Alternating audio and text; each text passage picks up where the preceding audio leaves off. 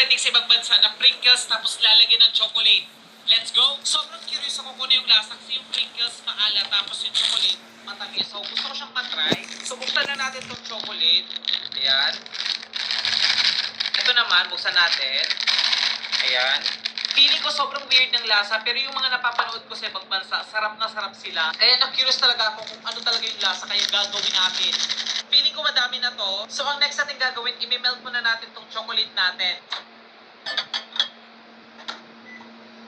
So habang minimelt natin yung chocolate natin, buksan muna natin to. Hindi ko alam kung ano yung uunahin ko, ito ba or ito, pero try muna natin to, itong original. So, bubuksan mo lang siya ng ganyan. So, na-melt ko na yung chocolate natin. So, ilalagay lang daw siya dito. Okay, sobrang excited na ako, guys. Sana hindi to epic fail. Okay, rekta na natin yung chocolate. Oh! Yan. Isang Pringles nga lang malalagyan natin. So, ubusin na natin. Punasan lang natin. So, isa lang nagawa natin kasi kailangan pala siya ng madaming chocolate. So, ilalagay natin siya sa ref para mabilis tumigas. So, lagay na natin. Ayan, babalikan natin ito mamaya. So, after 12 hours, ready na yung chocolate Pringles natin. So, matigas na siya. Ayan.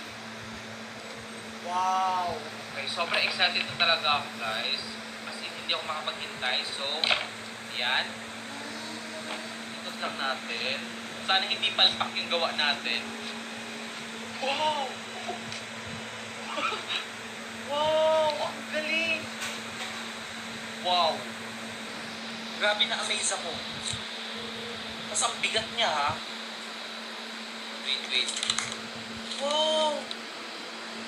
Hello, thank you for watching. Please subscribe and like and share my video.